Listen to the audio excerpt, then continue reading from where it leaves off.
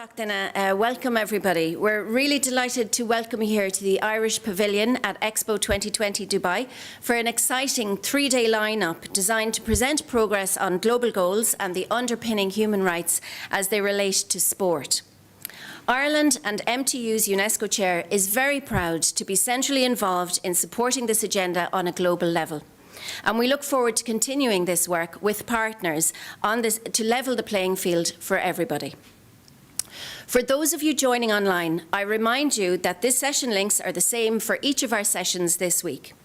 Most sessions will be recorded and shared on our website www.trustsport.net. Today's sessions will be available in English, Spanish and French translations. Please connect to the relevant channels on Zoom to access your preferred language. Closed captioning is also available across all sessions on Zoom. I would like to thank the Department of Foreign Affairs Ireland for being our host and the team at Dubai Expo 2020 in the Irish Pavilion. They have supported us very much in this Global Goals event preparation. Sincere thanks to Commissioner Pat Hennessy, the Deputy Head of Mission Anita Kelly, Pavilion Manager Mr Fiacre Murphy, Maeve Calais, and to all those at the DFA team, Micheál Smith, Cecily McKenna, Cathy Cregan, and indeed the broader team who we have liaised with throughout the development process. To formally welcome you today, I would like to invite Commissioner Pat Hennessy from Ireland at Expo to join us.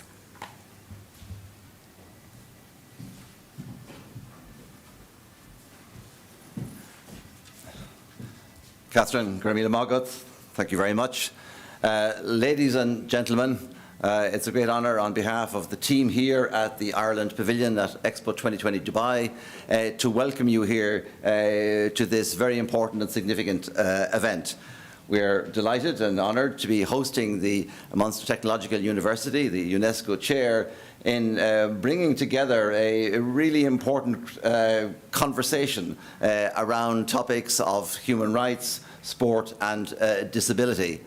I suppose for myself, I'm particularly interested and delighted that we are hosting this event here at the Ireland Pavilion. In my own career, my own background, I was involved with human rights work in various positions in the past, at both the headquarters and at the UN in New York, where I was the third committee, the human rights delegate for a number of years, and also attended the Human Rights Commission, the predecessor of the Human Rights Council, for a number of years.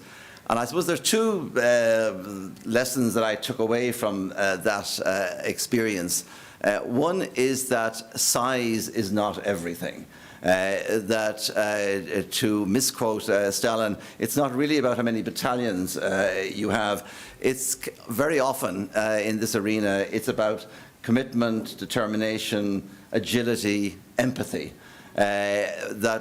These can more than make up for size or population or any of these other metrics of power, as is maybe sometimes misunderstood. And I suppose the other point would be that words matter.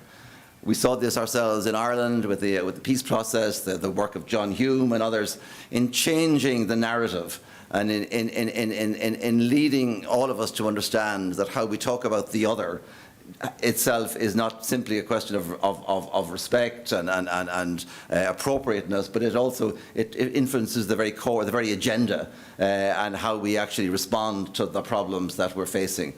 And I think both of those lessons, I think, are very much reflected in the work that you, Catherine, and indeed the wider Irish human rights community undertake in support of that important agenda. So again, it's particularly, I think, appropriate for us here at the Pavilion to be working in tandem with you to deliver that. And of course, nowhere is that sense of words mattering more evident than in the case of the SDGs, the Sustainable Development Goals, because after all, this is not a legally binding construct, but yet it has become, in a short number of years, a document with tremendous moral force and a document with the capacity to change lives and to improve the situation of countless people in many countries around the world. So I think the fact that we're focusing on the SDGs is something that I think can give us encouragement for the future. And of course, we're delighted to have with us as part of the programme Ambassador David Donoghue, who chaired the group in New York in 2015 that brought the SDGs together and brought great honour on Ireland in the process. And we're delighted, David, to have you with us. One of the takeaways, if you like, from that process was the recognition that sport is a great enabler in terms of helping to advance the agenda of the SDGs. Equally, the SDGs, as you would expect, of course, have a great deal to say about disability, whether we're thinking of employment, whether we're thinking of education, whether we're thinking of housing, and of course inequality. The issue of disability is there right throughout that document. So in a way, the work that you're doing and leading over these next few days around those themes of human rights, sport and disability is very much bringing together that key issue of inclusion. Because SDG, I think it's SDG 3, says that we want to improve the lives and well-being of all people at all ages, and of course the all is the key issue there, and we do that by being inclusive, by at national level, at international level, developing policies and practices, and of course implementing them that help to secure that goal. So the work that you're starting out on this morning couldn't be more relevant, couldn't be more important. We're very much pleased to be part of it, and it just remains for me to wish you and the team every success in the period ahead. We're delighted that you've brought with you a number of colleagues who will contribute to that work. Pat Daly there, we'll have a session on the hurling and the coup coming up. I know that'll be something that will interest not just the Irish participants, but I think will be very interesting for our international audience as well. And that and so much more. So, Gunari and Boher Liv Galair, wish you all every success and good luck with the conference. Gurmil Mahagan, thank you. Gurmil Mahagat, Pat, for that warm welcome to the Irish Pavilion.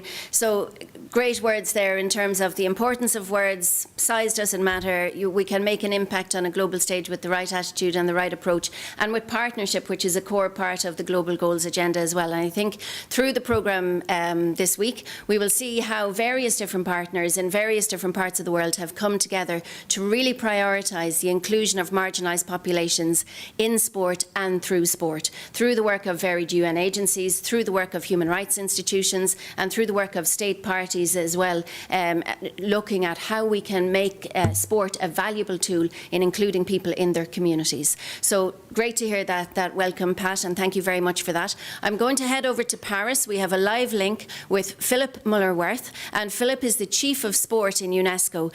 Philipp is joining us online today to welcome you to this session.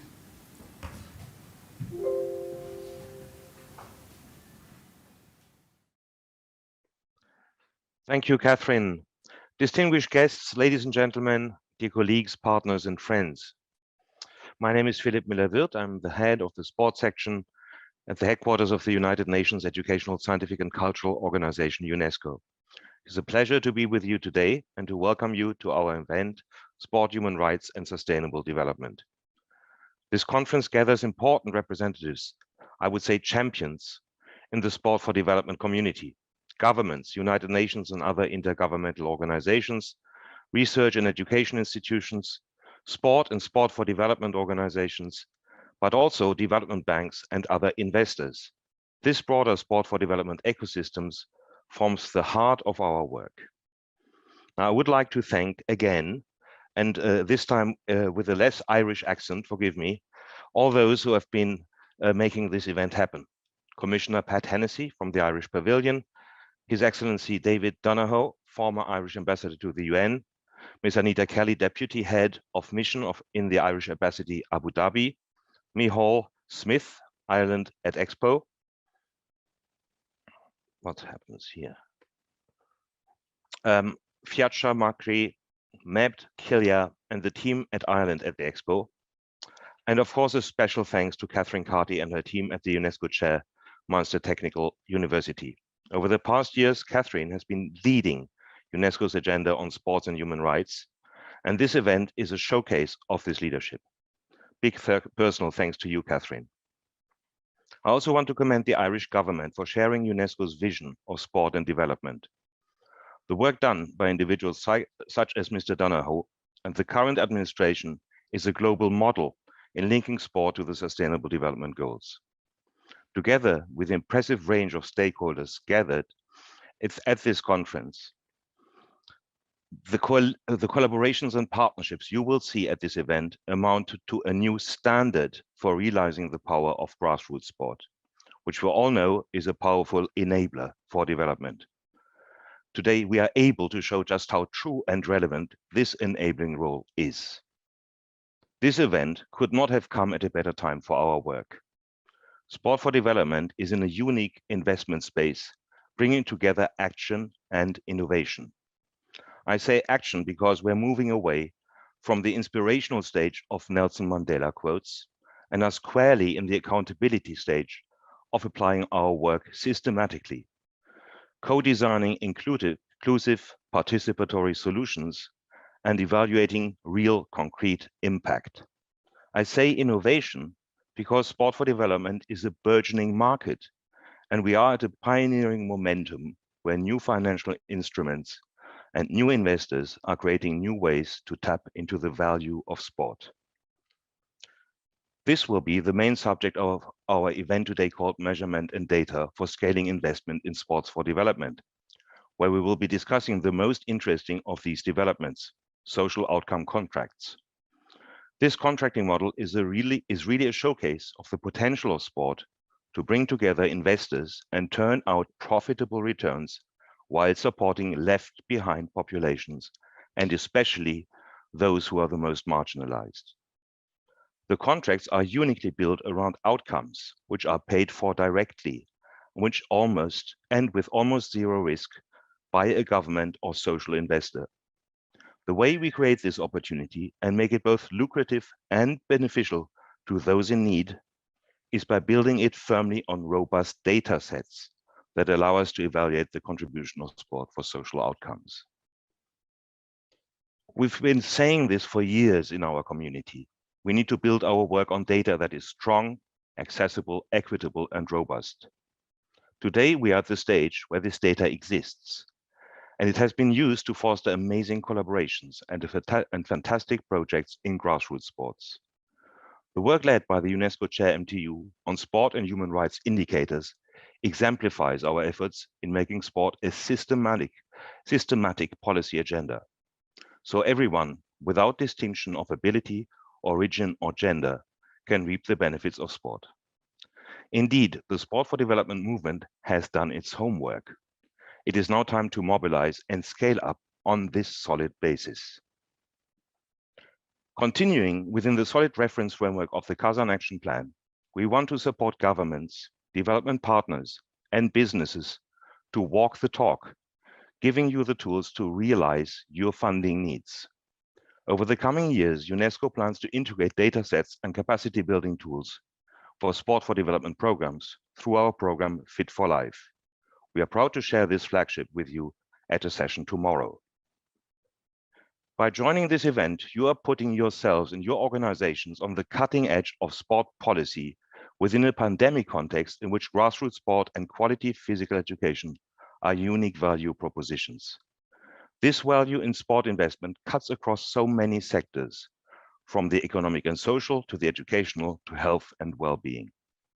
This event is a milestone in our collective work for promoting, putting into practice, and scaling up that value. I trust it will provide all of us with concrete guidance and increased confidence for leveraging the power of sport as a systematic component of policies, development assistance, and sustainable business strategies.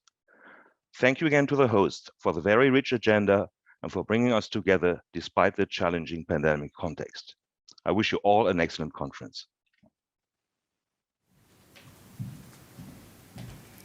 Okay, thank you, Philipp, for those very clear words, very good contextualisation of the agenda that we're going to cover over the coming days.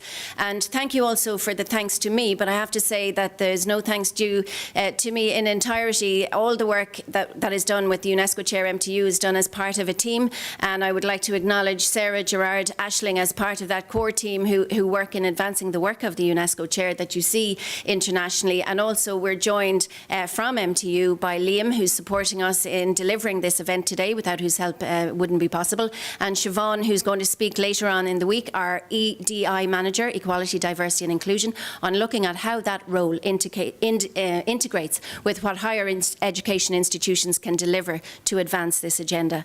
So thank you, Philipp, for your great words and very clear context. And I just wanted to follow up with a short presentation from myself, just to show you, I suppose, how sport, human rights and SDGs connect. While we have been working in the policy space in this sphere over a number of years, it's making its way down to the grassroots level, into academia and higher education, and across some of the NGOs involved in sport.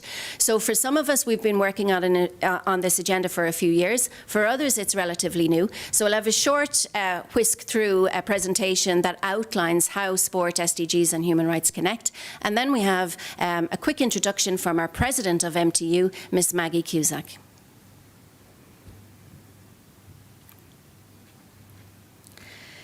So as Philipp said, we're just waiting for the PowerPoint there, but as Philipp said, we've been very much singing to the tune, this is Global Goals Week at Expo, and we're absolutely delighted to be here at this week, especially with David Donoghue, who we'll be having a conversation with very shortly.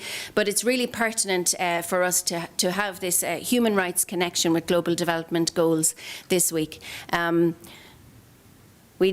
sorry, I'm just waiting for the short presentation. But in the sports space, what we have been doing since the global goals came out, all the international sports policies that have been developed align with the Sustainable Development Goals.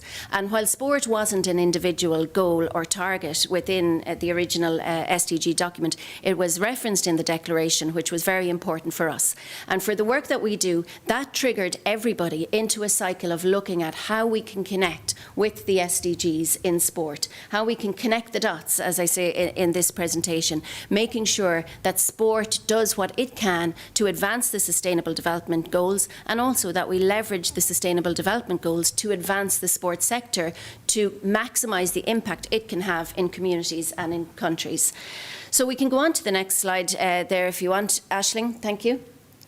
And the next one, it's just an illustration, a bit like a tennis ball at the centre of the world. But the 17 goals have made a huge impact in sport. And we can advance again. SDGs, we call them, Sustainable Development Goals. They're increasingly getting known in communities, I think. And that's something where we've moved from a development stage with this into what's now a very active implementation stage. And we know that, you know, school children, universities are all getting more familiar with what the SDGs mean. I'm sure David is going to talk us through the process in detail later, but they were agreed in 2015, and the point I was making earlier is that in sport, since that point, every international policy has aligned with these, and that's spreading down gradually across NGOs and officials who are looking to implement it. We can move on, Aisling. Universality, and the difference between the previous goals, which were the Millennium Development Goals, and the SDGs, is that these goals apply to every nation, so they're relevant to everybody and include sport, which was great for us. They also call on all stakeholders to get involved in the implementation of the goals: governments, cities, businesses, schools, universities, the sports sector. So again, for us, this was important, and even individuals are challenged to act on the SDGs. So we can all buy into this agenda. We can all do something to advance this agenda. And this is called universality. They're for all of us. They're interconnected, so while there are 17 goals, they work together in harmony, we hope, and help to develop and progress everybody. So we must aim to achieve them all, and this is called integration. So through the work we do in sport, many of the goals interconnect, and many of the outcomes then are very cross-cutting. And what that has done in the sports sector is it's showcased to people that sport achieves a lot more in communities than we were ever aware of, and it just gives a focus and a lens to look at sport that was previously not conceived. Okay, transformation. They are calling on us to make big changes, to transform how we live on Earth. So this was never thought to be an easy task. It is calling on us to do big things and transform how we work, how we operate, and make big changes. We can go on. And no one left behind. I know David's going to talk to this agenda, so this is very important to us. And the work that we've been doing in UNESCO Chair, that statement in the SDG and Agenda 2030 document has really enabled us to prioritise our agenda in a global policy space that previously was very difficult to do that. So we just go on. I think that is the paragraph. I suppose paragraph 37 in the declaration. Sport is, and Pat mentioned it earlier on, the enabling capacity of sport to contribute to sustainable development. And this is what we see, that sport has this broader capacity to impact change, and our work is trying to advance that. Okay, we can move forward to and again. The sports sector has responded very well, so everybody has come on board. It kind of has consolidated a path that has been ongoing since 1948, I would say, in terms of human rights and in terms of charters on physical education, physical activity and sport. They've kind of come together in this consolidated space, and there has been a flurry of activity in that space, which you'll hear about over the coming 2 days as well, to see what's happened and what has been it. But the catalyst has very much been around that period of SDGs, Agenda 2030, and has unified a lot of action and created new partnerships that previously weren't there. Okay, so we can go on again. So again, intersecting policies that have very much influenced our work, and we'll touch on these over the coming days. So we have a welcome from the President of MTU, Maggie Smith.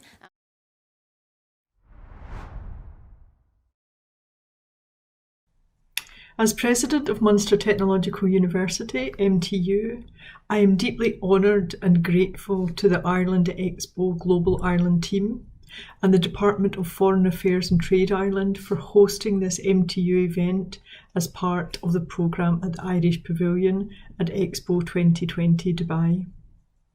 Thank you also to UNESCO for their patronage of the event and for their continued partnership with us through the Chairs programme.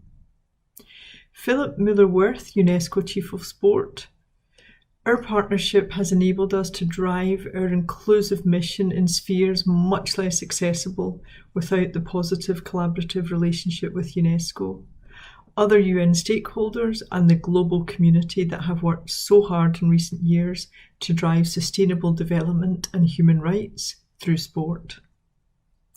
Thank you to Commissioner Pat Hennessy, Anita Kelly, Deputy Head of Mission, the Minister of State with Responsibility for Sport, Mr Jack Chambers, for his words of welcome this morning, and to His Excellency David Donoghue and the Special Envoy Maria Soledad for being so supportive of this event. MTU is a new university. The Expo theme of connecting minds, creating the future remains at the forefront of our work at this early stage of our development. Our UNESCO Chair works to this theme globally. We are proud of the Chair's achievement and know that the inclusion of this agenda on a World Expo programme reflects the importance by which it's received in terms of development need. I regret not being in Dubai with you for this event. Our UNESCO Chair team and Equality, Diversity and Inclusion Manager are pleased to be there with you. And despite exceptional circumstances that keep us apart, I wish you all an exceptional event. Sincere thanks again to all involved with delivering Ireland at Expo.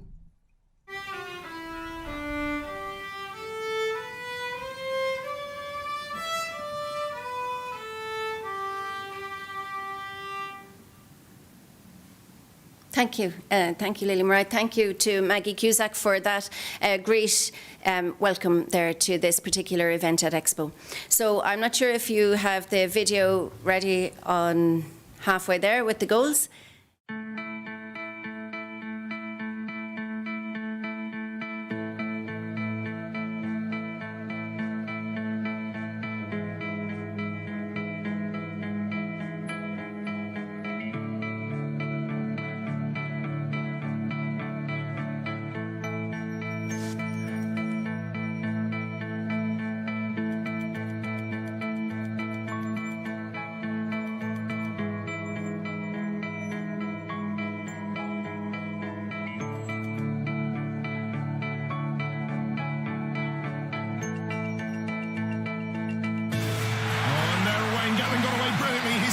field, and Usain Bolt has stopped. Usain Bolt has stopped at the 50-metre line. Oh, that is a pity. 5. Apollo, you're on course. 226 hours to the moon orbit. Okay, thanks, Houston. But I think we'll be heading back now. Come again? Yeah, it was kind of fun, but I think halfway will do.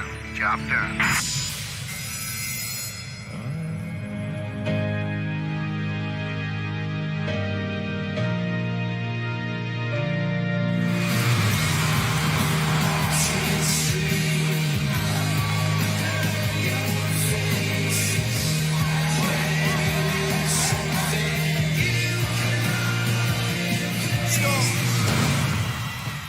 Good night.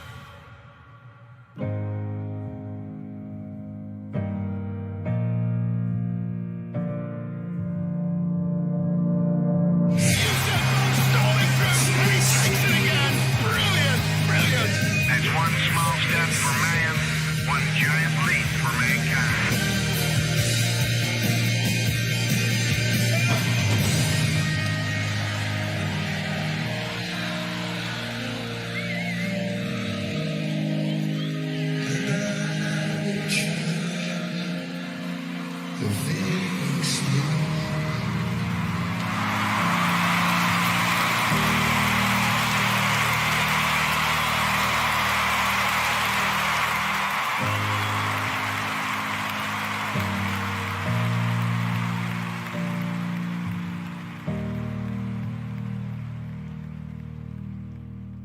And I know from the work that we've been doing in UNESCO Chair and all the partners that join us in the coming days, we've been on this agenda, and we know there's a momentum that is built behind this that hasn't happened in the past. And we are nearly halfway there in terms of the goals agenda. We are in the decade of action. We've got the development and the foundations grown for really moving the agenda ahead now as we head towards 2030. So the positioning of this session at this part of, I suppose, the World Expo, and even having this session at the World Expo, creates a fantastic opportunity, landmark point, hopefully, that from here on now, through the programme and the work that we advance over the coming days, we really move forward with this global goals agenda and achieve the aspiration that was there when the global goals were laid down, and the reference to sport was laid down, and the reference to no one left behind. And I think that that video just captures very much what we want to achieve from here on. So I think in that context, it's fantastic to have in the room with us, and we're entirely honoured, and I think it's quite remarkable and really grateful to have His Excellency David Donoghue with us. David chaired the Global Goals development in the UN and was very, very much involved in the whole authorship and writing and, the whole negotiations. So he knows better than anyone the story behind the goals. So I'm going to hand over to David, and we're absolutely thrilled that he's here to join us, because I think the goals have created so much hope around the world. And as that hope moves from a kind of policy, governmental level towards communities, we really want to see how we can mobilise these goals to make that real difference that was aspired to day one. So David's better than anyone to tell this story, not me. So David's going to speak to us. As he's speaking, think about questions you want to ask. So whether you're in the room or online, feel free to consider a question, pop it in the chat. And also beyond the chat, those in the room have the opportunity to ask questions at the end of David's presentation. So he's going to speak to us first about that whole process and history. So absolutely honoured to have you join us today, David. Thank you very much.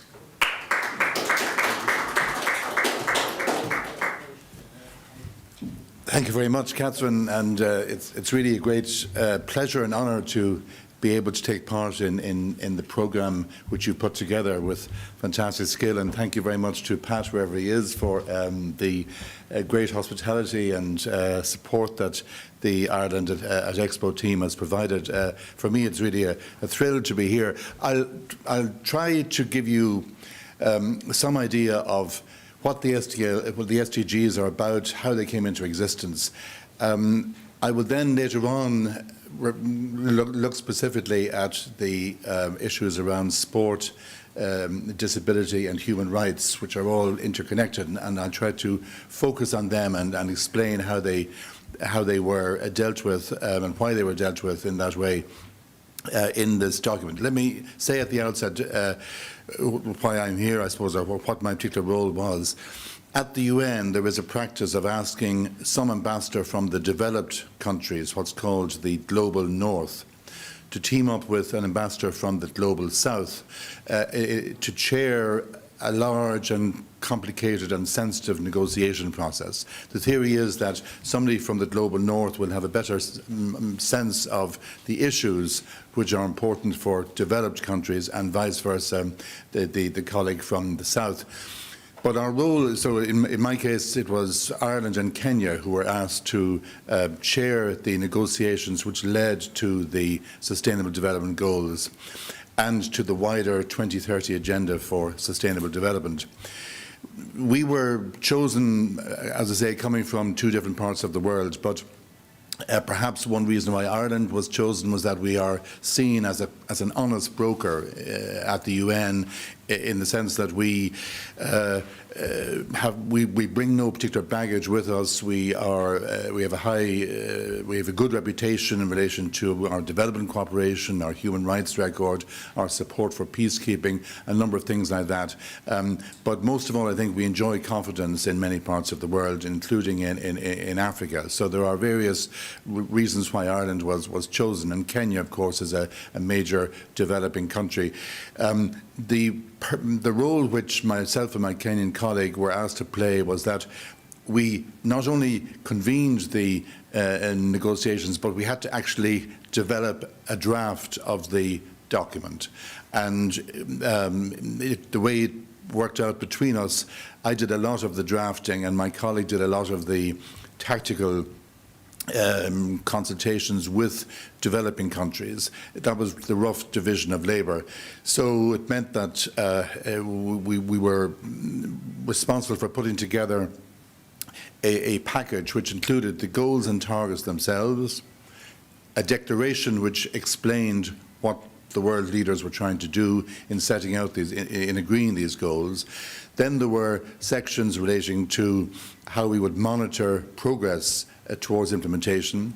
Another section about the means of implementing the goals, both financial means and non-financial means. The entire package is called the 2030 Agenda for Sustainable Development because it was meant to cover a 15-year period from 2015 to 2030. So we use the phrases SDGs and 2030 Agenda interchangeably. But for example, the phrase leaving no one behind, that comes from the declaration. So an important point to make is that the declaration is every bit as valid as the goals and targets. They all represent the considered view of 193 governments and countries. There are 193 countries in the world. They're all represented at the UN, and this was agreed without reservation by every single country in the world. So I can't emphasize that enough. So let me explain how this whole thing started. As Catherine said, you originally had the Millennium Development Goals. There were 8 of those. They came into existence in the year 2000, but they were essentially written by a couple of UN officials. They were never negotiated, so they were drafted by a couple of people working at the UN and simply announced by the Secretary General of the UN in the year 2000, hence the name Millennium Development Goals. They were very much the richer part of the world telling the poorer part of the world what it needed to do in order to get development cooperation. So there was a kind of a top-down, slightly patronising approach underlining them, and that was really a weakness from the beginning. They were very much targeted at developing countries, they were for developing countries, and they had not been negotiated by every country in the world. They were simply, as I say, written by a couple of UN officials. So in the meantime, the view took hold that we, for the next set of goals, which would apply from 2015 on, that we needed to have ownership by every country in the world of this new set of goals. That was number one. Number two, we had a new concept called sustainable development, which was firmed up really in the years between 2000 and 2015. Namely, in order to tackle poverty, we have to look at the other dimensions as well. So the environmental dimension. We're now all much more familiar with with climate change and what that means, but recognizing that you cannot properly tackle problems around health and education unless you also are tackling issues like the damage done by climate change, desertification, the destruction of natural habitats. All of these impact on basic poverty eradication objectives such as improving health and education systems. And then the third dimension was balanced economic growth, ensuring that countries operate economic policies which are fair and which do not purely depend on profit motives, but which recognise the need to reach out in all directions. So the combination of these three dimensions, the economic, the social and the environmental, that produces the idea of sustainable development. So there was a strong sense that the next time round we would have to have a more ambitious agenda which would cover those three dimensions. And then the last sort of distinction from the MDGs was that we would have to negotiate these. So first of all, you have a much wider agenda. Secondly, you have to have every country in the world involved in negotiating them. And the third aspect was that every country in the world would implement a single document. So this is what Catherine referred to as universality. This is this idea that it is a single text for every country, rich and poor, for the US, for Russia, for China, for Suriname, for the Maldives. In other words, every country without exception is going to pursue the same set of policies, and that is really quite unique in the history of the UN and indeed the history of the world. So I should say that this was the largest, most difficult, most sensitive negotiation in the UN's history. Why do I say the largest? Because in addition to having simply diplomats negotiating, you had a vast number of civil society representatives from around the world. You know, there could be people who were health experts, education experts, sports experts, you name it.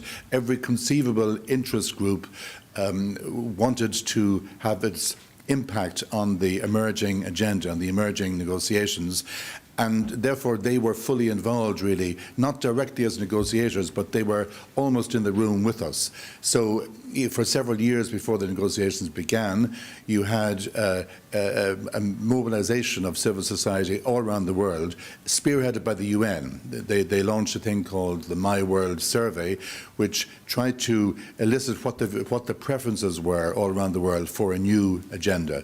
So and then you had the private sector who saw, actually, in a very positive sense, opportunities from this agenda. They wanted to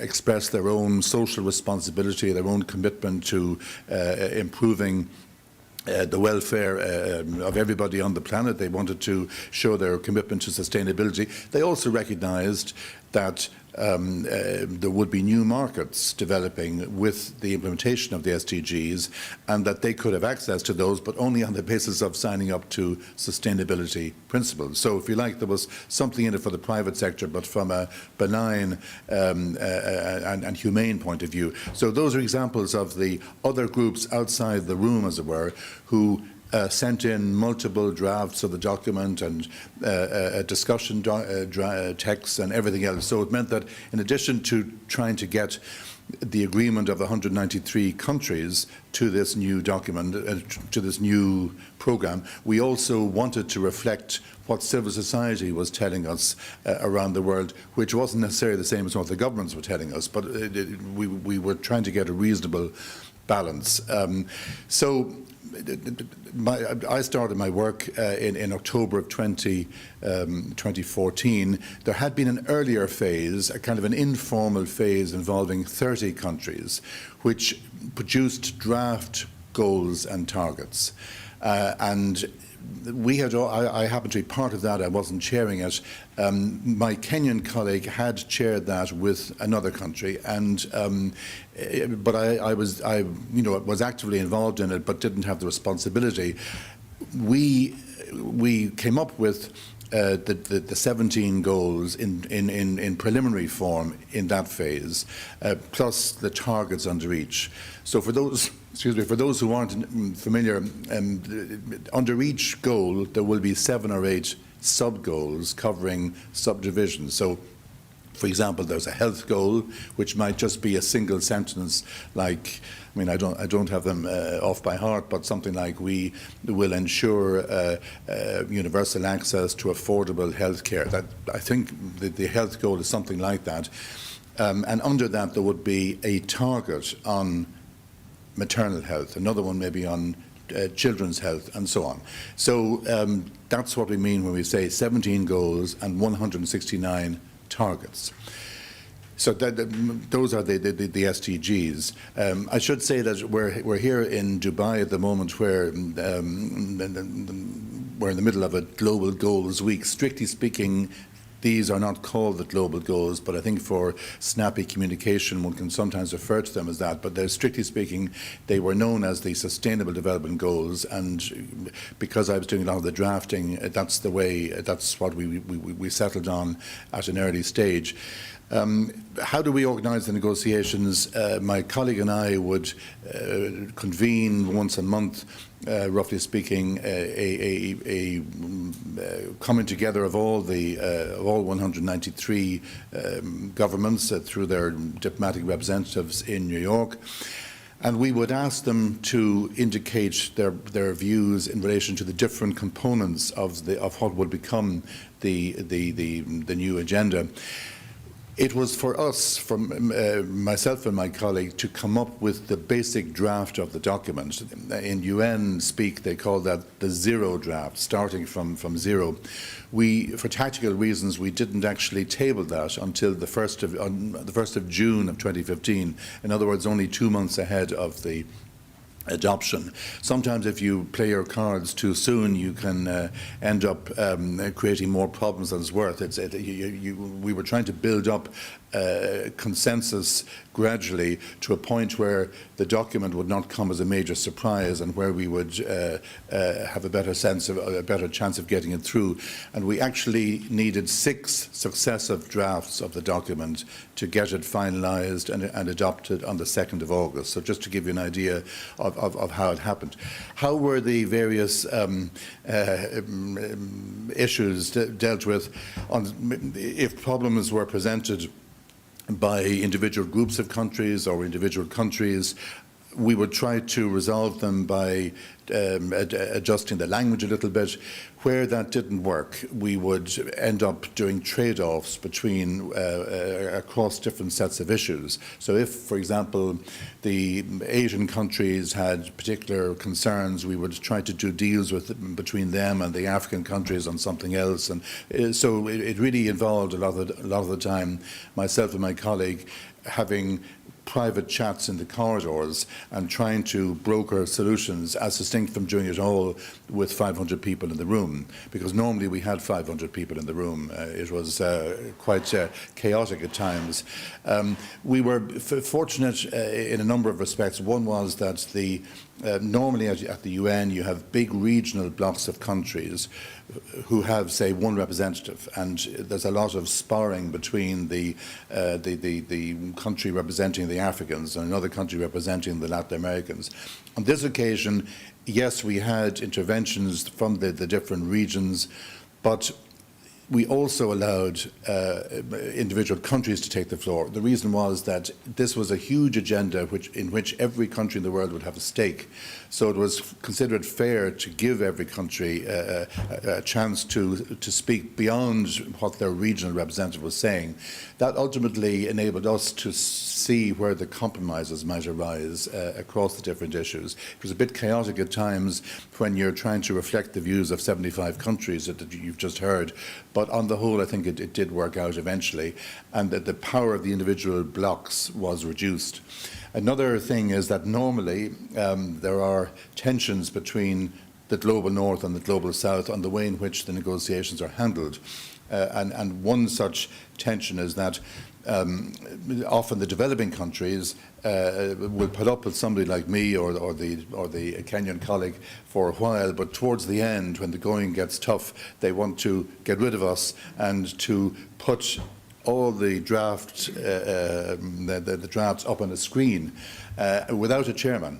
And the idea is then that we work our way through multiple drafts of the same document. It is a recipe for complete chaos. And my colleague and I were determined to avoid that at all costs, if we could. So it meant that we were trying the whole time to project A, unity of purpose, and B, in other words, unity between us, and B, a determination to finish the negotiations efficiently and on time. So we had a deadline of the 31st of July, and we kept on emphasising this almost like a mantra, that come what may, we were going to finish these negotiations on that day. This caused some bewilderment on the part of many countries who said, what's the hurry? Because this summit, which is going to happen to formally adopt the new SDGs, would only be taking place in the middle of September. So why are you trying to wrap up everything by the 31st of July? The real reason, of course, was that we wanted to avoid brinkmanship, where somebody where people would think if the negotiations were still happening on the 21st of September and on the 22nd it was going to be adopted, then they thought they might get advantage from that and, hold us all to ransom. We wanted to avoid that at all costs. So it meant that we had to come up with lots of rather ridiculous excuses for why we couldn't go a day beyond 31st of July. In the event, we got away with that because we finished the whole thing on the 2nd of August, which was 6 weeks ahead of schedule. It was only just 2 days over our own deadline, and we got everybody on board. There were no reservations expressed, no difficulties, no outside intervention. That sometimes happens where if the two chairs are considered to be useless, they then bring in somebody else at the last moment. That didn't arise. But the thing that I'm happiest and proudest about, I have to say, was the involvement of civil society to the very end. This again may seem obvious to people, let's say, in the global north, that NGOs should be free to express their views. It is not obvious to countries with a different tradition in the global south. And what happens is that they tend to tolerate the presence of civil society representatives who are in the gallery above the room. They're in the room, but they're not actually negotiating. The presence of civil society people is tolerated, but towards the end, the developing countries will frequently say, we want them out, because they don't want to be pressurized by ideas, even perfectly good ideas, but they don't want to feel under that pressure. So somehow, using various tricks, my colleague and I managed to keep civil society at the back of the hall until the very end, and that meant they were there for the last night or two when we were staying up all night to finish the negotiations. But crucially, it meant that when we finally got the thing adopted, on a Sunday afternoon, the civil society people were with us the whole way through. Why is that important?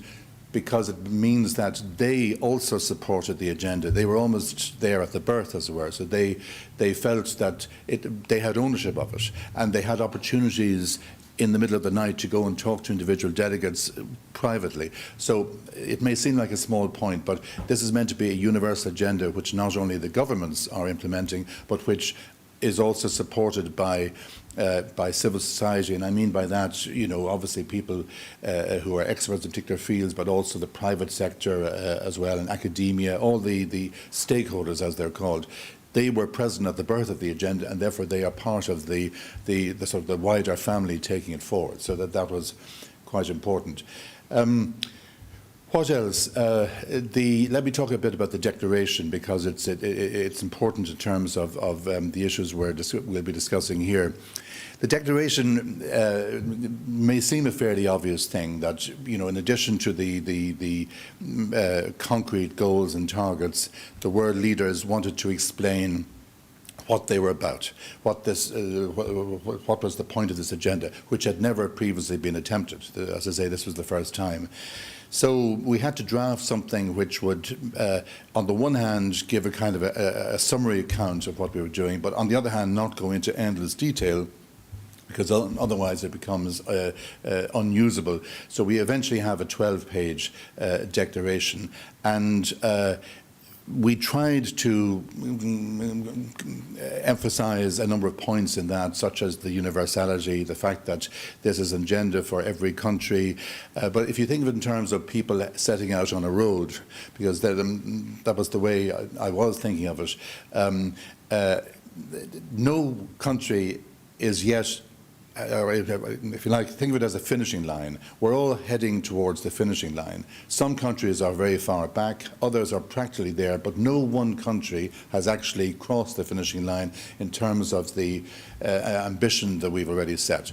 I won't name individual countries, but you can think of, say, certain Scandinavian countries are highly developed, well off, have social conscience, but nevertheless none of them has actually reached the finishing line. So that's, we can honestly say that all of us are heading towards 2030, and that's where this phrase came in. As we set out on the road to 2030, we pledged, that we being all the world leaders, we pledged to leave no one behind. What was meant by that was that we wanted to ensure that the needs of the most marginalised and vulnerable communities would be addressed.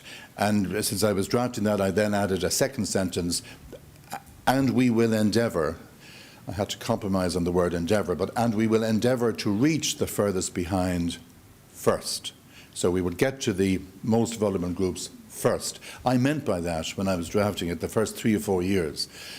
Some people have contrived to suggest that I didn't necessarily say that, but that's certainly what I meant. That they would be that in time terms, we would actually, that governments would front load their resources on the needs of the poorest communities. I then had to give a few illustrations of the poorest, and in no particular order, I put in children, elderly people, persons living with disability, and migrants and refugees, and a couple of others as well. These are meant to be illustrations of what we meant when we said leave no one behind. I should emphasise that this particular concept of leaving no one behind was not controversial. No governments said that's going too far. So, you know, there were some issues in the negotiations which are very difficult, but this was not one of them. So everybody accepted the idea that we should prioritise the needs of the most vulnerable groups. The second sentence about reaching the furthest behind first, I didn't think I would get away with that. I thought that there would be some countries who would say that really is putting too much pressure on budgets and so on. But again, maybe they felt there was comfort in the phrase, we will endeavour to. So that maybe they thought they had a let out there. But one way or another, they accepted it.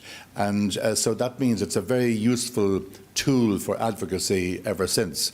In the meantime, I'm afraid the phrase itself has almost become a bit cliched. You know, you see it in every conceivable context, but it was intended to suggest that there would be that nobody would be abandoned. One reason for that was that in the Mdgs, there was a sense that the needs of the poorest groups had not been properly identified, and so we were trying to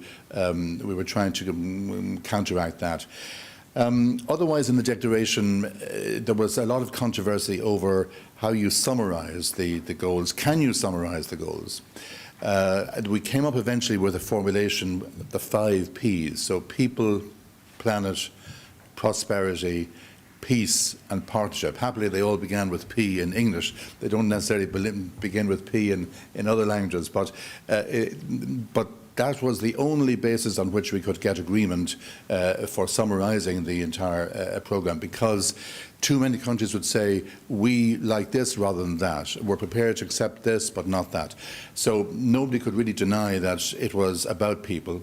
It was about planet in the sense of the environmental goals. It was about prosperity in the sense of the economic dimension.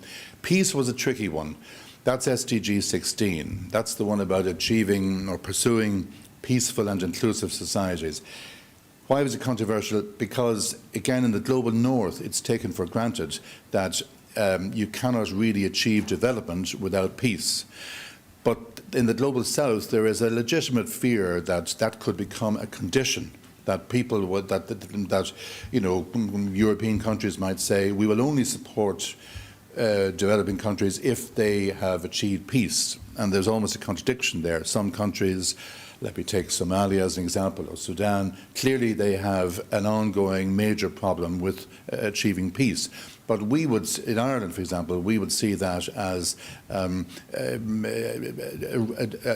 valid objective in itself. It's a development objective to establish peace. It doesn't mean that you're saying we will only support countries who have already achieved peace. So you can see why the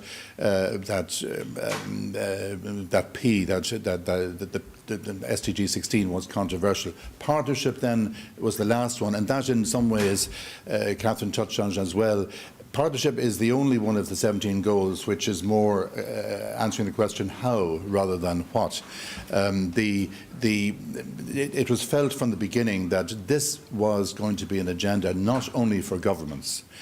Even in purely financial terms, governments on their own could not mobilise the resources needed to achieve these goals by 2030.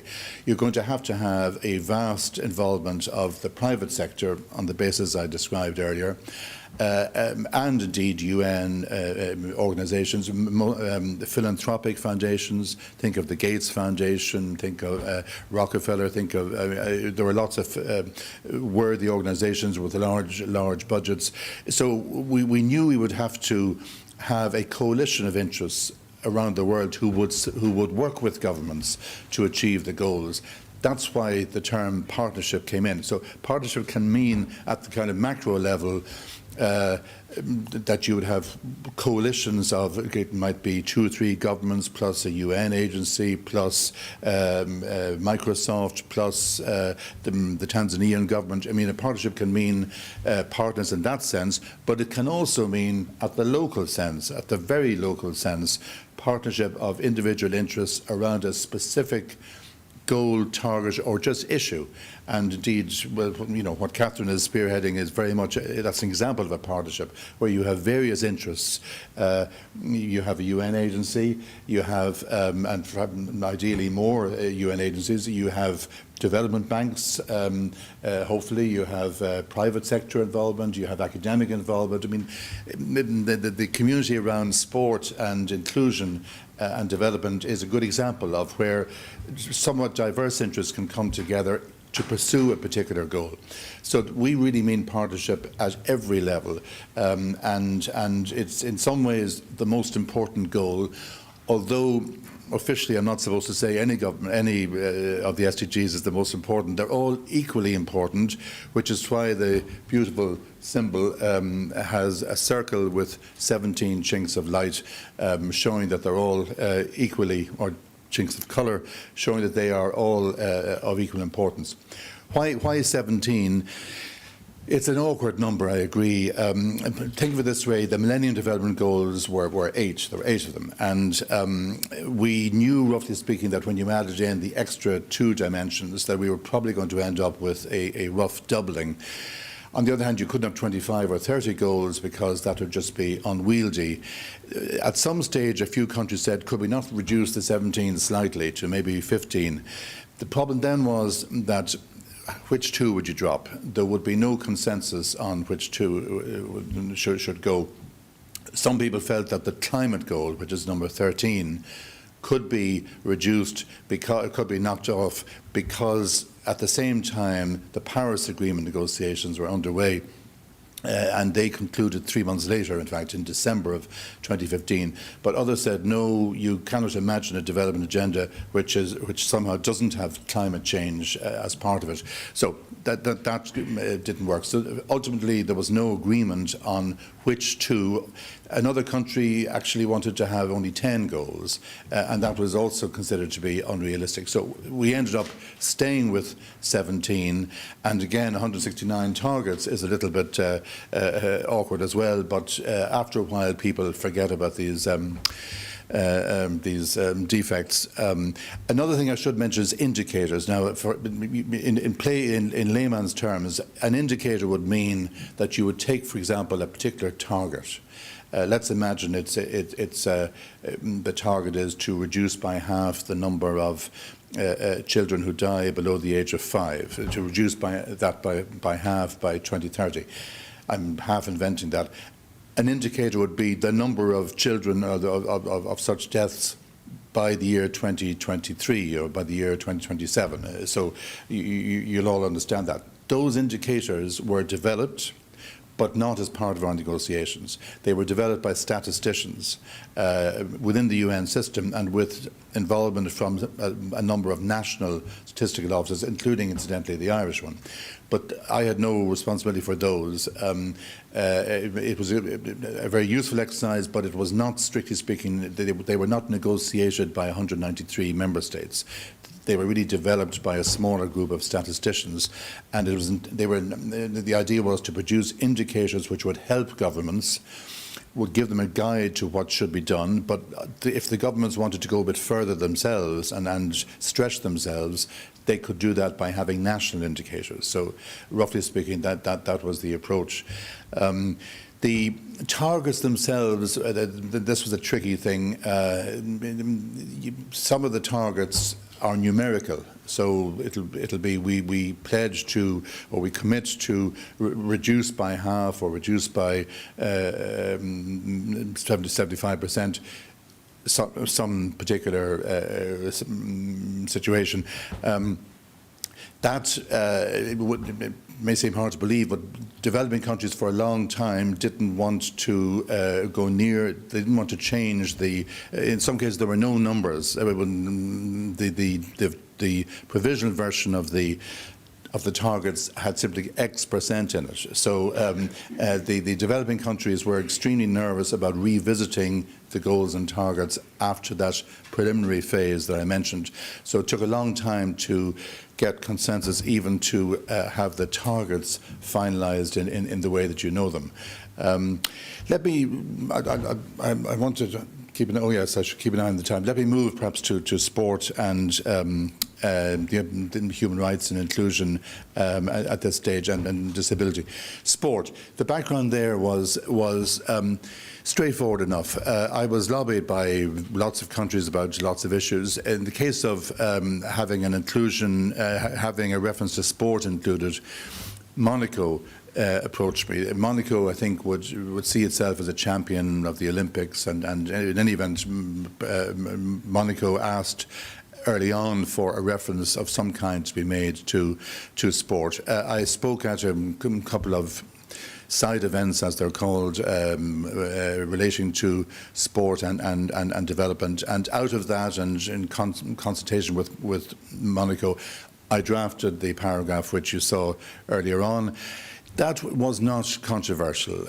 Again, nobody brought up any criticism of that, or the only issue was that at the beginning we had combined that with culture. Now, the reason, sort of culture diversity, the reason was that there was a lot of resistance to having any issues which were seen as extra, as discretionary, because then the risk was that all kinds of people in countries would come with all kinds of shoppiness.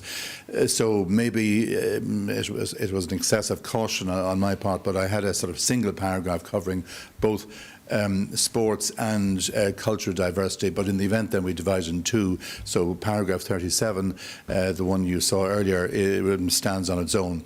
There was a good deal of support from developing countries for that paragraph. They all liked it, and so I think it meant what you were showing earlier, Catherine, the way in which there's been a build-up of international interest in the connections between sport development. That was reflected, in fact, in our negotiations, because without any effort, I suddenly found that we had a consensus in favour of that. So that was straightforward. On persons living with disability, again, there were various references in the goals and targets, or specifically in the targets, there were references to disability, usually around the need to disaggregate data on the basis of disability, among other criteria. So that was already there. My main contribution was to bring in the concept of leaving no one behind, and then to mention persons living with disability as an example of that. And again, that was accepted by everybody. Nobody challenged that. An effort was made, perfectly reasonable effort was made from within civil society to subdivide the disability reference into various forms of disability. And I was open to that, but when I had consulted on it, I was told if you break it down into, say, intellectual disability or sensory disability, you then get into difficulty because there could be 5 or 6 separate categories, and each will feel that it has to have its moment, its place. So it was felt overall that it was too risky to subdivide. So we left it the way it was. But the indicators work, which I outlined a moment ago, would give the basis for, I mean, there's nothing to stop somebody trying to track how intellectual disability should be addressed in terms of implementing the goals. So, in effect, that's what civil society agreed to do. The human rights framework more generally, the human rights really underpin the entire SDGs and 2030 agenda. There is, they are cross-cutting, and we have a number of paragraphs in the Declaration which talk about the Universal Declaration of Human Rights, other international human rights treaties, and and we give prominence to them. I have to say that is not obvious. There are many developing countries who would feel that human rights are overemphasized by the global north, and that it has to be kept under some degree of control. You wouldn't believe the degree to which we had to quibble with, to negotiate with them over the place, the positioning of human rights references in the text. The Global North wanted them right up front in the beginning of the relevant paragraphs. The Global South, broadly speaking, wanted them to almost disappear. So we had to reach various compromises on that. But I'm satisfied that we have a good coverage of human rights treaties and instruments within the text as a whole, and every country in the world has signed up to that without reservation. So it means that, I think as Pat was saying earlier, that this agenda is politically binding. It's morally has a moral force. It's not legally binding, but nevertheless, the reference to legally binding international human rights treaties is important in itself. It means that the world leaders are in effect giving their blessing, or they are recognising that while the agenda itself is not legally binding, it's linked into various international treaties which are legally binding. So there's a kind of an approval being given there. I'm coming to an end of my remarks, but let me just add in something else. What are these goals meant to achieve, or what is their status? What it means is, if you take, say, the Irish government as one example, and we would be a fairly average country in terms of enthusiasm for the goals, implementation so far. I mean, there are some countries which are ahead in terms of overt enthusiasm, others who are a bit behind. Ireland would be sort of in the middle a bit. But it means that the Irish government will take the SDGs and will reflect those SDGs in each of the policy areas for which it's responsible. So if it is, let's say, the Minister for Education, the Minister for Education is expected to reflect in policy proposals what we as a country have signed up to in the SDGs. I say reflect because, in other words, the government as a whole has to take account of the SDGs and clearly take account of them in framing its programme for government, in framing its what it's doing in each department and across departments. there is a national coordination platform almost to hold the government to account on that, to keep tabs on compliance with the SDGs, and the same is happening in every country in the world. There is also a multi-stakeholder platform. That means there's an arrangement for civil society and the private sector and others to follow what the government is doing, to advise, to challenge, to criticise, and again that is expected and is happening in most countries of the world. So this is part of the implementation machinery, and it does give an opportunity to, whether it's in relation to sport or otherwise, it gives an opportunity to hold the government to account. And there's naturally a vast agenda of commitments entered into in the SDGs. Sport would be only one, but you can imagine that there are civil society groups matching every commitment, and so we all agreed as governments that this was the right thing, that governments should be held to account. In some countries, it's the only way of holding the government to account. In a country like Ireland, you've got a working parliament, parliamentary democracy. You have ways of whereby members of parliament can ask questions of the government, etc. That's not the case in many governments, as you know, or in many countries, so that civil society will play a bigger role in holding those governments to account. But overall, really, the way I would sum it up is it's not a legally binding framework. No government will be punished if it doesn't make enough progress or if it doesn't make rapid enough progress. But there is a kind of a moral pressure that which I can explain as follows, or illustrate as follows. Peer pressure is really what it's all about. This is how we hope the goals will be achieved. Let me take as a fictional example Central America. We'll say Mexico, we'll imagine, is leading the group of Central American countries in relation to health. But perhaps Guatemala, as a smaller neighbour, is doing better on education. Mexico does not want to feel politically embarrassed by the fact that its performance in education is not as good as that of Guatemala. So Mexico has an incentive to improve its act. And that may seem like a trivial example, but that is really what we hope will be the motor for SDGs implementation, that countries tend to be sensitive to what their neighbours are doing.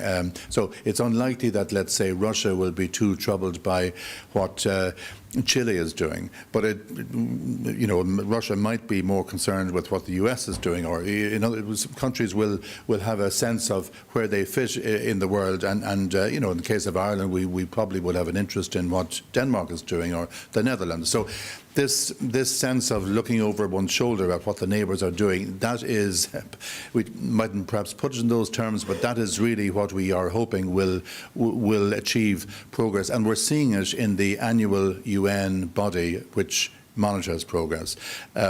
So look, I think I'll draw those remarks to a conclusion. I hope I've given you at least food for thought, and I'm very happy to try to answer any questions that either come from the room or from those online. But in the meantime, Catherine and I will pursue some of this. Yeah.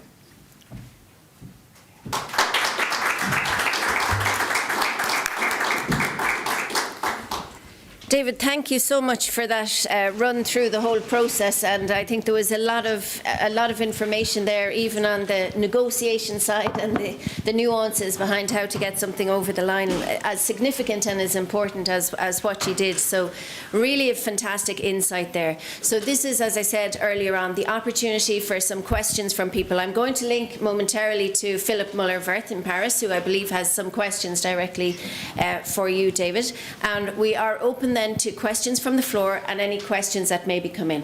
So if there are questions from the floor, I invite you to come up here and ask your question from here if you would like, or you can ask your question from where you are. Maybe I think we may have a roaming mic.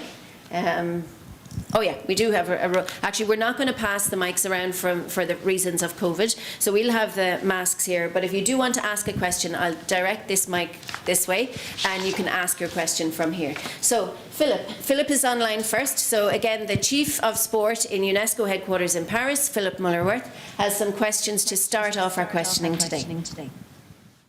Thank you, Catherine. And first of all, no question, but a big thanks to Ambassador Donoghue. I've been in the UN system for 30 years. The last 50 minutes have been a highlight in presenting the quintessence of the UN's work and at its best. And I'm really super excited. This was the making of the SDGs.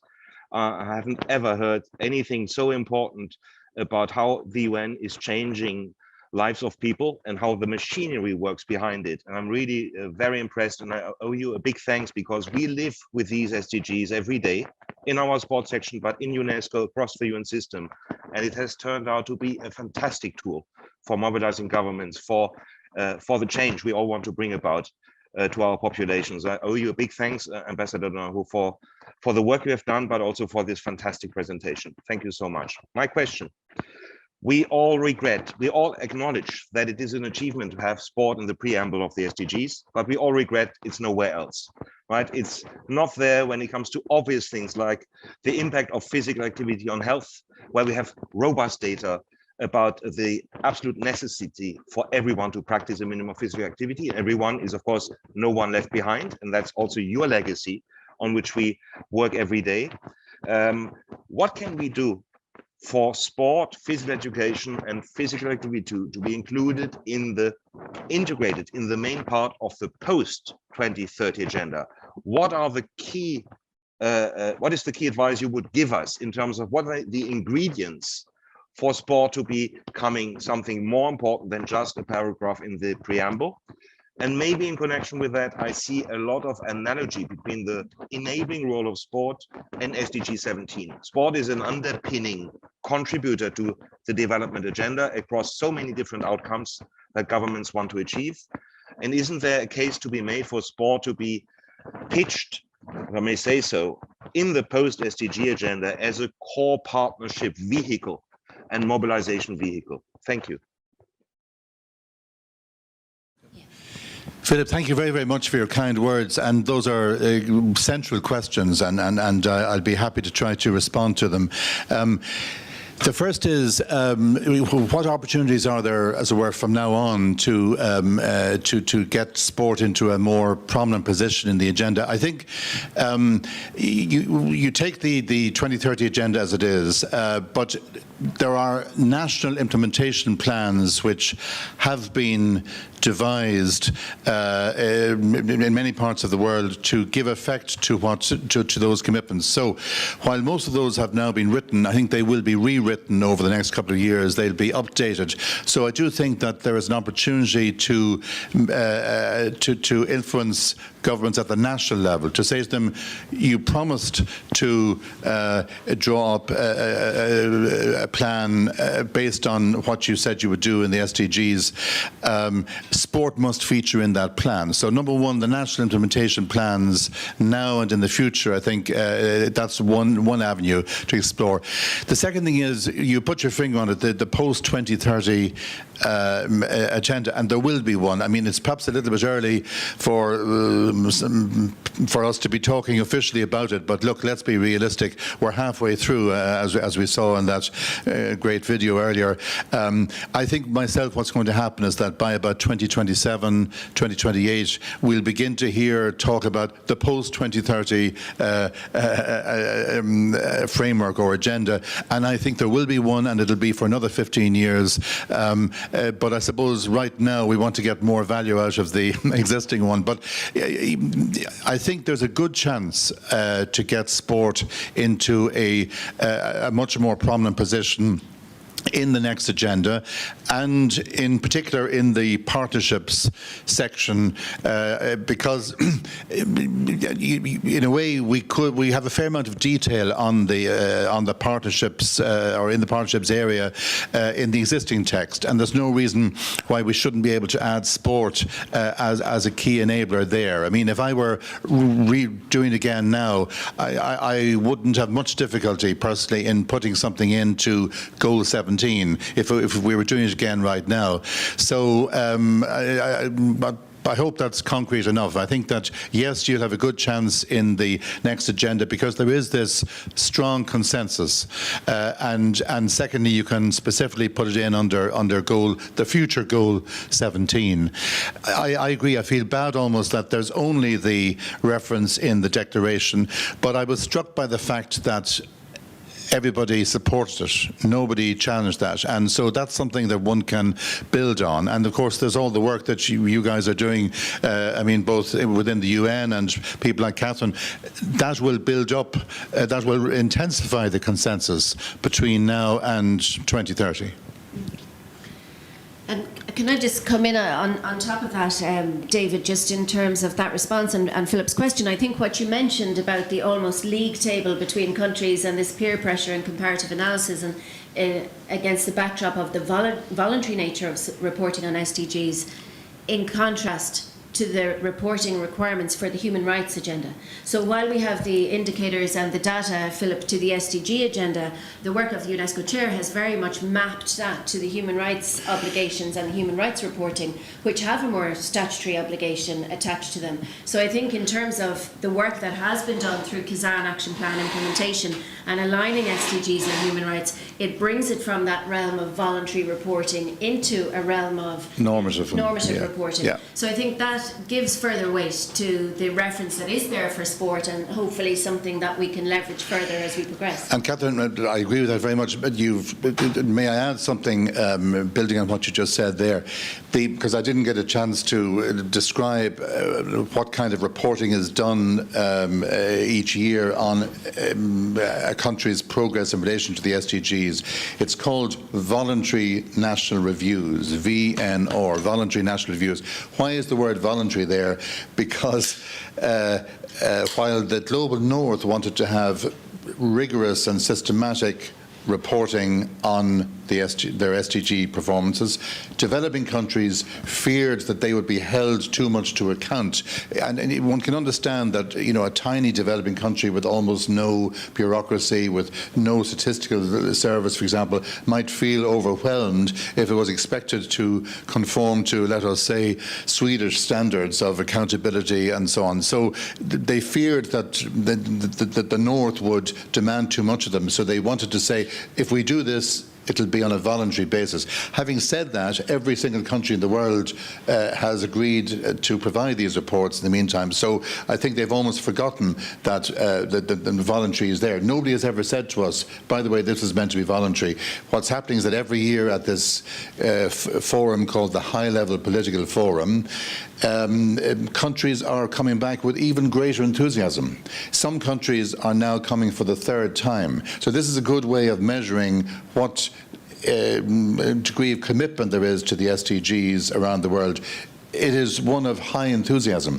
COVID or no COVID, countries are still very, very keen on the SDGs because they all want to report on the great things they're doing. Now, you know, maybe we shouldn't believe every claim that's made by every country, but the fact is that many developing countries are coming for the third time because they are eager to show the progress that they're making. So it has worked out slightly differently from what we planned. But the point I wanted to make really arising from Philipp's question there was that in the meantime there's nothing to stop a country being persuaded to mention sport in its own voluntary national review. So let me pick Mauritius as one example. So if Mauritius was this year going to be doing its voluntary national review, it, as a country which is very supportive of sport, it could reasonably say, we are doing the following on sport in support of what's there in the declaration. So even though there isn't an actual target about it, they could themselves take the initiative, and that can apply to anything in the agenda. So, and then if Mauritius does that, the other countries might get the same idea. That they might think, oh, that's a good example set by Mauritius. So we'll say what we intend to do by way of national policy on sport. Ireland could, in theory, do it the next time we come up, which I think is in 2023. You know, Jack Chambers could decide that that's something which we should put into the Irish report. So there are lots of opportunities like that. And there is some work being done in Ireland at the moment in terms of a report to look into how SDGs and human rights and sport connect. So hopefully that takes us into that realm. And the next, it has been promised in the next national implementation plan in Ireland that sport would appear. So Mauritius is in the room. I'm conscious of that. Philip may have a follow-up and a question to address. So we'll let Mauritius come in. Philip, maybe you have another question, or you want to address what David's response to your initial question. And I'm also conscious we have a question from IRSA, the International Health and Racquet Club Association, in the room as well. So Philip, if you want to follow up. Thank you, Catherine. It's such a privilege to have this discussion, and of course it could be going on very long, Ambassador. I have one follow-up question. I understand the main message is it's countries and member states implementation and success stories around sport for development that will make a big difference in terms of raising the profile of sport in the intergovernmental context. A specific question: a few countries in the world are recognizing sport for development as a part of their development assistance portfolio. Only a few ones use sport systematically. Now, a question for you is, what can we do as UN organizations, not just UNESCO, but along with WHO, ILO, and other partners, for governments to consider sport more systematically in their development assistance portfolio?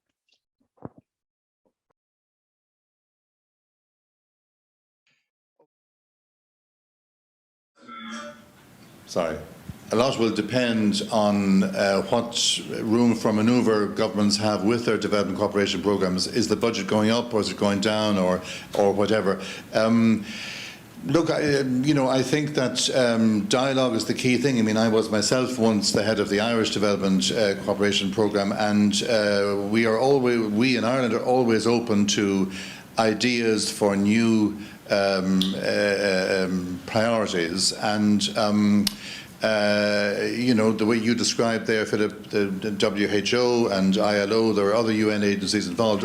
I could imagine that if you had a kind of a cross-agency platform, if there were 3 or 4 of you who say contacted the head of, I'm not saying specifically Irish aid, but a country like Ireland, which has an expanding aid programme, you could say, we think that more should be done in terms of helping developing countries to integrate sport into what they're doing. That would help. It would. I think most heads of development cooperation programs would be open to a dialogue on that, and would feel that it has to be considered. Now, I won't say that you'll automatically find the door open. In the case of a country like Ireland, we tend to focus on on specific areas. But I know that for Ireland, the poorest of the poor, that is at the centre of reaching the furthest behind first, is at the centre of our policy. So if you were to come collectively and say you will reach the furthest behind by bringing sport in as an enabler of sustainable development, you could find open ears for that. You could find that you would actually touch a nerve there, and use that as the way in, the furthest behind. I think that would help, the inclusion aspect. Okay, thank you, Philip, for that question. That's great. And I think that's a great response, David, in terms of, and the interagency group that you describe exists, and Philip is very, very involved in that group, so the opportunity to put that as a priority on the interagency group agenda would very much be well received. So I'm conscious I want to come back to Mauritius, your example with Mauritius. If Sarah, we have Mauritius Sports Council Chair and Director in the room, so I'll call on Sarah Karimshi if she'd like to come to the podium to put a question or response to David there. Thank you very much, Catherine. Thank you very much. This was very incredible to be from Mauritius and to be here and to hear all about the SDGs and where it started. I've just got a question for you. We both, myself and Dr. Batches, are Mauritians, so I'm half Irish, but and Dr. Batches is also from Madrid. But what's really interesting is to know that you've taken into account all the countries, and when you say all the countries, you actually mean, I suppose, no one left behind. And such a small island like Mauritius, how would you have dealt with it when you were writing those SDGs for a small island like Mauritius, which is part of Africa, the global south, but again, very, very different to what a big continent like Africa is. So we'll be sharing at a later stage things you mentioned about how to get government to include in their policy the belief that sports and physical activity can contribute to the SDGs. So we've come quite a long way in a short while, we believe. But very interesting to hear from you. How would you have dealt with such small island? I mean, Mauritius is the small size of Dublin. There's only 1.2 million people in there. It's multicultural. It's surrounded by water. We're far away from a lot of things. But how would you have dealt this when you were actually talking about the SDGs? Sarah, first of all, the way it worked was that Mauritius would have been a member of the African group all the same, although it's different from many other African countries, but it would have been technically a member of that group. So in whatever that group said collectively at the negotiations, Mauritius was supporting it. On the other hand, if Mauritius had, for example, a big interest in oceans, and just pick that as an example, or if it had a big interest in tourism or a big interest in fisheries, or then it would have been able to stand up and reflect those interests. Now, we were not, as it were, writing individual goals for individual countries. We, my colleague and I, were in effect responding to pressures from all sides. So, as it happens, I don't remember specific things that Mauritius might have brought up with us, but I imagine that the oceans goal, which is number 14, would have been of some interest to them, but it's just speculation. I mean, when there are 193 countries, I can remember the big concerns that came at us, but they were not usually country-specific. It might be there would be a group of countries who would come, a cross-regional group, who would come along and say, we think that there should be a reference to the law of the sea or something. So we would try to meet those requests. But I think the fact that I can't remember particular Mauritius concerns, it means that they were a very helpful and constructive member of the negotiations, because the ones I do remember are the ones who gave us headaches, and that's human nature. That's the in the meantime, I know a lot more about Mauritius, just because of the wonderful Mauritian community in Ireland, and a very good friend of mine is the IOM representative in Dublin from Mauritius. But at that time, to be honest, I wasn't that close to Mauritian concerns. But ultimately, if they wanted something reflected in the agenda, they would have come to us, and they perhaps just didn't push too much. That's how it worked. Okay, excellent. So we will hear more about the Mauritian case study later this afternoon, because they're going to appear again in the measurement and finance session. We'll hear from Dr. Baptiste and Sarah again then, because Mauritius has done a huge amount in terms of this space. So we'll listen to that later. I know Cillian Fisher from URSA had a question. He had his hand up there. So Cillian, I invite you to come forward there with your question. So you might explain who URSA is as well. Absolutely. Thank you, Catherine. Yes. If I may just make a couple of comments, maybe might put things in context before I ask the question I have, sure. David. It will follow on a little bit from Philipp Miller-Wirth's sport agenda and looking globally. So my name is Cillian Fisher. I'm Director of International Public Affairs for URSA, which is Global Health and Fitness Association. So while I am another Irishman here, I am representing on a global basis. So we will represent the health fitness clubs around the world. So everything from swimming pools to gyms to sports centres. So primarily the facility side, but a lot of outdoor facilities as well as the indoor.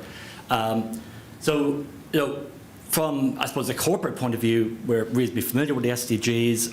We work closely with Carty, UNESCO Chair, with Philipp on UNESCO, also with WHO. So we do collaborate on that basis.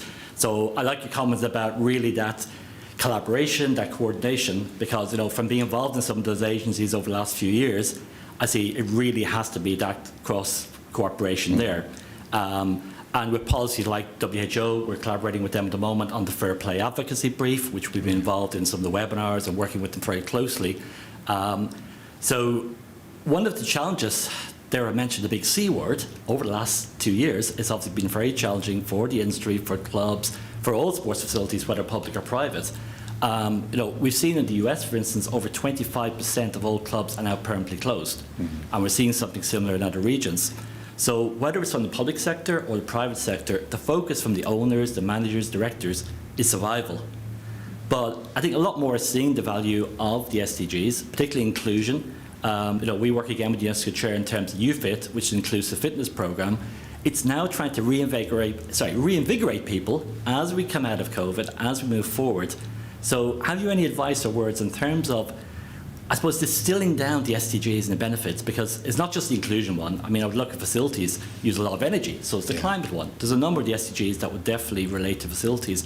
How can we translate that down into, I suppose, more the granular side to really... No, very good question, Killian. COVID, we haven't actually mentioned it so far. COVID has been a setback in terms of implementation of the SDGs, but I think it's only a temporary one. I think it'll just be for a year or two as economic growth picks up and so on. But one consequence of COVID is that the health goal is getting a lot more attention globally and also nationally. So I think that you have a context now in which you can argue more strongly the case for fitness, and I'm not sure how. Yeah, I mean, fitness is perhaps the generic word you use, but the more countries will be focusing on what needs to be done to improve health care going well beyond COVID. So I'm just guessing that you have a framework for advocacy because of the intensified concentration on health.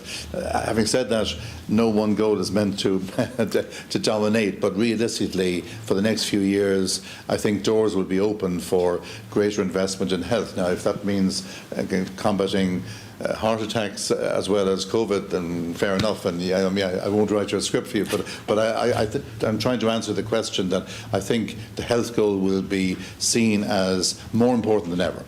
But there is this wider concept of building back better. That's the way the UN is portraying it. That we now are trying to emerge from the pandemic. We're trying to build better institutions and better societies, better economies coming out of COVID. And for that, the SDGs are even more relevant than before. I was afraid a couple of years ago that people would say, well, the SDGs, that was fine while we all had high employment and a lot of resources. Now it's looking bad. It's actually the opposite. The UN sees the SDGs as more important than ever. Hence the phrase, building back better. In fact, the variation they use is building forward better. We want to transform the word even more and even more urgently. So that's just the macro picture about the impact of COVID.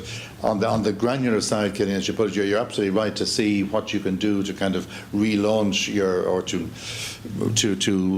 deliver your message more effectively. And I would concentrate on the health goal, because investors, private sector investors, will have the health goal more clearly in their sights than they would have had before this. Yeah, I think that's a great response there, and I think Killian, to your question as well, I think it's fair to say that in some respects the sector has struggled to get the recognition that maybe we who are involved in sport believe it deserves, especially in health. But to one of the targets on NCDs, combating NCDs and other areas as well, this sector for many is a really important sector. And in addition to maybe the SDG on health, we look at decent work and growth. Yes. And you have an industry that's in some respects been obliterated in parts of the world, and kind of looking at how that industry can reposition itself in building forward better might be part of the advocacy message there, I think. Yeah. Can I pick up on just one other point you made, Killian, about inclusion, because it's an important one. I think that another consequence of COVID is that there will be greater emphasis on the need to improve or to strengthen inclusion. One thing we've seen clearly is that COVID has widened the gap between rich and poor. It has actually made the problem of inequality worse. It was already not looking too good, I have to say, before the pandemic. When we were looking at how the world is doing generally, oddly enough, in some areas like reducing the number of people living in extreme poverty, we were doing quite well there. But before the pandemic, the gap within countries between rich and poor was in fact getting worse. COVID has made that even worse still.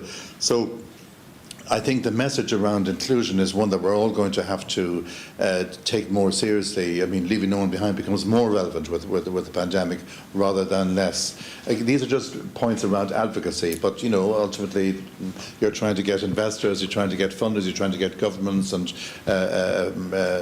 private sector people to invest in what you're doing. So, these are the messages I'd be inclined to highlight, that inclusion is actually now dramatically worse than it was before the pandemic. The more groups are disadvantaged. Okay, thank you, David.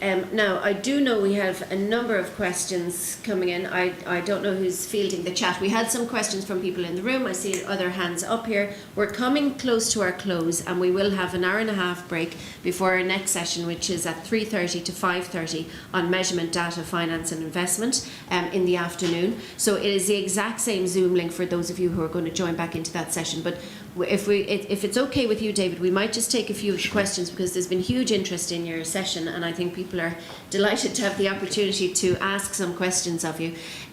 So I think is Shruti Menta online by any chance? No, she's not here. Okay, so Paul Smith, P.R. Smith, I think you have a question there from the floor, and I know we have some questions, some additional questions. So. Okay, thank you. My apologies about being late at all. Paul Smith, my name, speaking tonight about sportsmanship stories. Forgive me if this is a question I'd like to ask you, because you asked the question about pitching, government's pitching. So forgive me for my blissful ignorance here. I don't actually understand the protocols and processes. I'm not from government sector, but my answer to your question, and which is a question to you, is pitching to governments. Surely a pitch to any government would just come down to the brutality of return on investment, and to calculate the return on investment of investing in more sport and education. That return can be measured, for example, the cost of a life in Northern Ireland. I saw, this is 10 years old, but it was 1.43 million was calculated. A speed driver killing someone on the road, the economic cost is 1.43 million. By the way, that's from Oxford Economics 2012. So it's 10 years ago, but they got a number, and I'm sure people could criticise the numbers. So my question to you is, there must be ways of calculating return on investment, economically, financially, accountability, structured, agreed globally that this is a fair criteria to establish the cost for people dying from cancer or people dying from obesity would be a good one, a good argument for sport, and do a serious piece of research which would come out with a unified single, is this possible, is my question. Is there a value of life or early deaths from lack of health resulting from partially lack of sport? Is there a case that maybe it's done already? Is it done already, or is there a case for it? Paul, it's a very good question and topic. I mean, as you were speaking there, I was thinking that in Ireland, in the Republic, we should be commissioning, let's say, the ESRI, the Economic and Social Research Institute. I picked them offhand. There may be a more suitable body, but that's the type of thing which a good research foundation with an interest in the economic and social spheres would do. And if they produced a heavyweight piece of analysis demonstrating that sport would in fact reduce, have a big social impact, it would reduce health costs, it would have various benefits, and you can link them to the SDGs as well, then I think the relevant government departments in Dublin would have to take that seriously, and I think they would actually, if it was a major piece of research which was comprehensive, it covered all of those angles. I mean, Catherine would be closer to it than I am, but Pat and I were both former civil servants, and we know how the Irish government works. So I think it wouldn't just be dismissed, but the Minister for Education, the Minister for Sport, the Minister for Health, at least, would have to take that into account. I was responsible for development cooperation, so coming back to the earlier question, if I was given a piece of research which said that in developing countries real benefits would be achieved by a greater emphasis on sport as an enabler, I would certainly have thought, okay, how can we change our policies so as to give more space to sport? That's looking at it from the point of view of developing countries. But you're talking more about what can happen nationally in Ireland or in Northern Ireland to advance this agenda. Country by country, when they're making the pitch. Exactly. With ROI. It's a core part of this afternoon's discussion. Correct. And I think you'll find some answers to your question in this afternoon's discussion, indeed from some people in the room who will be speaking on this topic area later. And it is indeed one that's been, that we'll see the Irish position on it this afternoon as well in terms of that. But great question, and obviously very aptly ties into this afternoon's session thematically from where we are. Okay, I don't want to run too much overtime because I don't want to cut off here at lunchtime, but if there are any other pressing questions, I do know Gerard, Aisling, Sarah had some questions there, or there may have been questions coming in from the floor. Aisling, is it coming in from the floor if you'd like to take the podium? Yeah, there's a couple. Okay, thank you. So we have a question. The first question is, what is from the chat from our participants online? So what is the purpose and process of the subsequent documents under the 2030 agenda that were adopted shortly before 2015, like the UN Youth Strategy 2030? You mean how do they fit in? Yeah, how do they fit in? And there was a further comment of saying it seems like the youth topics was almost an afterthought after the original process, or was that the case? Well, I can't comment on the youth strategy. I just don't know it well enough to try and answer the question about status. No document has the same validity or force as the SDGs. The SDGs were adopted by 193 governments, so they really. A UN strategy is just a kind of a temporary document written within the UN system. So, trying and answer the question, the UN Youth Strategy, which I don't know, is something which the UN system felt was useful, but it will be less important than the SDGs. But could I just make another point about youth, though? In the actual declaration which went with the SDGs, we tried to highlight the contribution which young people must make to the implementation of the goals. We did that because we were thinking, this is a 15-year program. If somebody is now 15 years old, they will grow up with these goals. It's really to fashion their world. It's not to fashion my world. It's primarily that we were doing something which was to create a better world for the young people, and that's why we needed to have them as powerful advocates. So I take some credit for having highlighted the contribution which youth activists could make in taking this agenda forward. That doesn't quite answer the questioner's point about the youth strategy, on which I'm ignorant. I simply don't know it, but my point is, whatever's in it is less important than whatever we said in the SDGs. But great that youth was included, reference to young people. Definitely. Is there another question there, Ashley? Yeah, there is another. So there's a question from Laura Maria Tidla, and she's asking what happens after the 2030 agenda, especially as we're not on track with fulfilling some of the targets. Yeah, that's a key question. Realistically, what will happen is that there will be a residue, could be a large residue left over from what we didn't manage to achieve before 2030. So that will be sort of folded in or integrated with the next set of goals. Let me give an example. When we were doing the SDGs, there was a large amount which had not been achieved by the Mdgs, the Millennium Development Goals. So we had to make sure that the new set of goals from 2015 on would factor in or would carry forward what we had failed to achieve on health and education in the Millennium Development Goals. This was an important point for the developing countries in particular, who were afraid, and I can understand it, that the global north would get too excited about the new agenda and things maybe that they wanted to see done, and who would forget about their obligations towards developing countries in the Millennium Development Goals. So we had to make clear that the MDGs, what was left of them, was being carried forward. You might well ask what was achieved with the MDGs. What most people point to is that the first of those goals, the first of the 8 MDGs, was about reducing by half the number of people living in extreme poverty. That actually was achieved by one factor on its own: China changing its economic policies and structures. In itself, that the move towards a market economy brought large numbers of Chinese people out of extreme poverty. So goal 1 was technically achieved by China on its own. I wish there was a similar country waiting to do the same with equally large impact, but you know, that goal 1 we can take off more or less.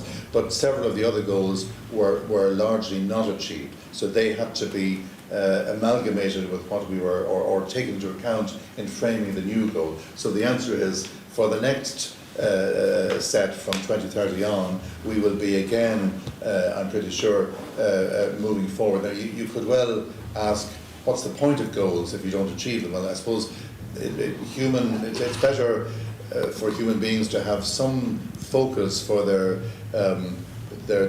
policies, their resources. It's better to have a kind of a concentration of political and economic energy on a set of goals than not to have that. Even if we fall short, and it's fairly likely we will fall short, though I shouldn't be saying that, but we will fall short to some extent by 2030. It's still worthwhile having the goals as a means of stretching the ambition for governments worldwide. You know, I'm reasonably confident that we will make significant progress with the SDGs, but you know, I can't quantify what the shortfall will be, but I think there will be some shortfall. But that's a rather long-winded answer to saying there will be a future set, and it will inevitably carry forward what we didn't achieve with this set. Okay, thanks for the questions, Aisling. I think very much in sport, while it may fall short by 2030 in terms of the overarching, it has been a change maker in the domain of sports policy, which I think the sporting body at all levels is now coming in behind. So, you know, whatever about the overarching goals and our attainment levels there, it has absolutely changed the landscape of global sport in a very positive direction, and more people are coming on board that direction. So it has, you know, in the context of the reference to sport as an enabler of sustainable development, changed practice, which will not change back again. So very much been a positive influencer in the space that we're in, and we're grateful for that for sure. David, thank you so much. And David's going to be with us across the coming days, so I'm sure there are multiple questions that people have and multiple other questions online. I know we had a few on paper that came in advance that we didn't get to at all, but we'll definitely cover those questions with you in the coming days, and we'll issue some correspondence to people who have joined us online to make sure that you hear the answers to those questions in the coming, you know, following this event, when we get to write a report around our findings, etc. So David, thank you so much. It's been an absolute pleasure to have you here. Thanks again to the Commissioner, Pat Hennessy, and to everyone at Ireland and Expo. We will be back at 3:30 Dubai time, and again, so we have a 2-hour session on measurement, data and finance from 3:30 to 5:30 time in Dubai. Same link as this morning. All the links are on our social media, so you should be able to find that online, and we look forward to joining you again in the afternoon. Thank you all.